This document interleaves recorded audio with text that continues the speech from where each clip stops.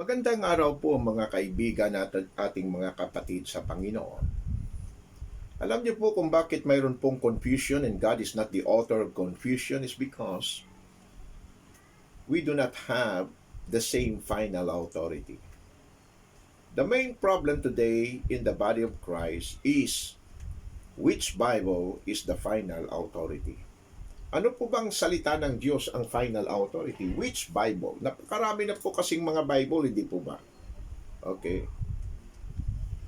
Ang aking goals po at saka objective sa aking preacher's note sa ating ministry na ito is to equip, of course, the church member of Bible Believers Baptist Church.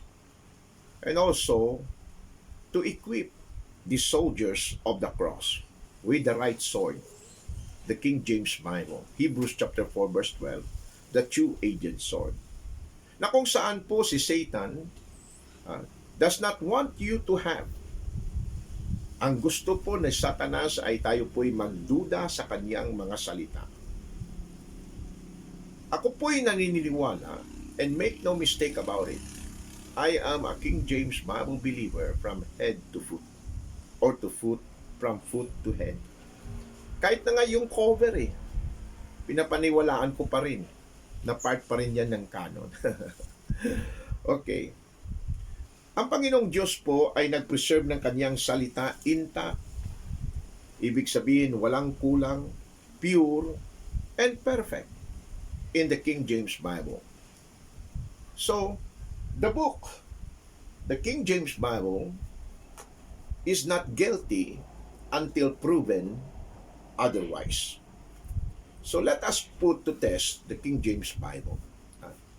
Kung minsan kasi mayroon pang nagre-reklamo na akala nila tayo po ay hindi naniniwala sa preservation ng God's Word. We do, mga kapatid. Unlike many hypers and med-acts, they claim that they are King James Bible believer but they correct the King James Bible.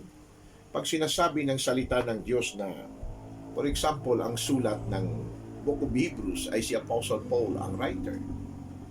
Pag-usapan natin yan at pag-aralan natin yan dito sa The Preacher's Note later. Okay? Kung sino talaga ang sumulat ng Book of Hebrews. But, alam niyo mga kapatid, kahit nakulang po tayo sa pag-aaral ng doctrine, so-called doctrine or teachings, dapat po maniwala tayo na ang Panginoong Diyos ay nag-preserve ng kanyang salita intact and pure at hindi po ito'y nagkakamali. So, pag sinasabi na ang Book of Hebrews ay sulat ni Apostol Pablo, dahil ito'y contradictory sa mga turo-turo ng mga mid-acts, ultra and hyper grace, and so on and so forth, they correct the King James Bible. And then, para yung gusto nila na mapagkamalan pa rin sila ng mga Bible believers, they claim that they are King James Bible believers. No, you are only user of the King James Bible. Okay? So the main problem today in the body of Christ is which Bible is the final authority at saang Bible po ang ating pinaniniwalaan na salita ng Diyos. Isaiah 28 verse 9, ito pong sinasabi ng salita ng Diyos. Whom shall he teach knowledge? And whom shall he make to understand doctrine? Them that are weaned from the milk and drawn from the breast. Sino daw yung tinuturuan ng Diyos ng knowledge? Kanino niya ipaintindi yung doctrine? Sabi niya, sinagot ng Diyos mismo, sila na that are weaned from the milk and drawn from the breast. Ibig sabihin, sila na parang mga bata. No? Mga bata kasi napaka-inosente, madaling paintindihin. You see, modern scholars and Bible educators ngayon, and pastors, many pastors are questioning the purity of the King James Bible. Na kung saan God has blessed this book for over 400 years.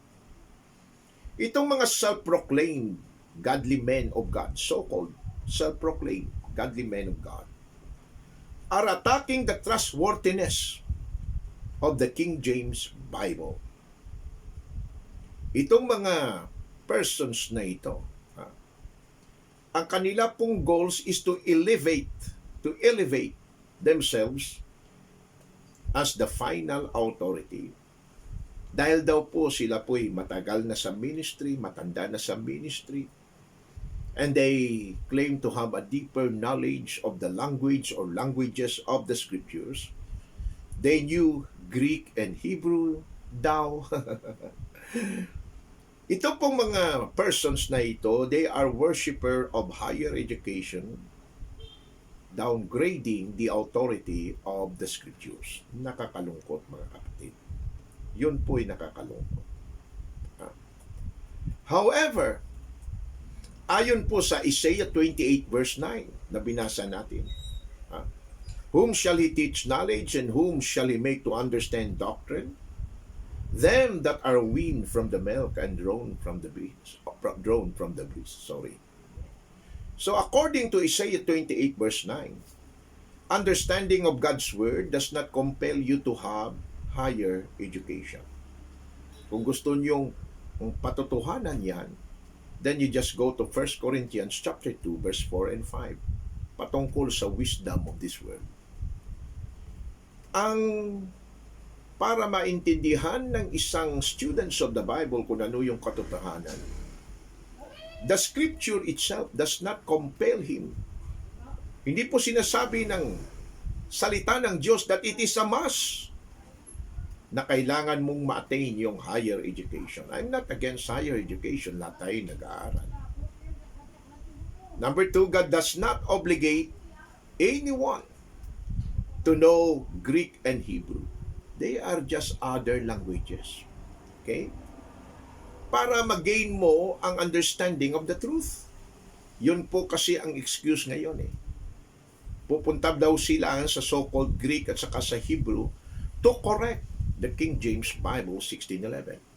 Like for example, sa mga kapatiran natin na ayaw mag-accept na yung Book of Hebrews ay sulat ng Hebrews of all Hebrews, which is the Apostle Paul. They would claim na, well, sa original, wala naman yung mga title eh. Wala din namang mga verses. So, kunin na natin, mga kapatid. Let us believe what the Lord allows in preservation of the Scripture. So understanding of God's Word does not compel you to have a higher education or a higher knowledge. Neither kailangan mong matuto ng Greek at saka Hebrew. However, lahat tayo, we need to approach this book, the King James Bible, with a humble and a believing heart like a little child. Sabi nga ng salita ng Diyos, Psalm 119 verse 140, at iba pang mga verses, thy word is very pure, therefore thy servant loveth it. Sa pag-aaral natin ito, we are going to divulge the deception of the professional liars. Atin pong ilabas yung mga panluloko nila. Yes, mga kapatid. Some of them or many of them are truly saved. They are brothers in the Lord. However, they are taught, tinuruan po sila to alter the perfect words of the living God. Yun po ang katotohanan. They are corrupters of God's word, which we must put to shame. Paul said, we are not as many which corrupt the word of God. Marami pong mga corrupters. Until next study, may the Lord bless us all. God bless. God bless.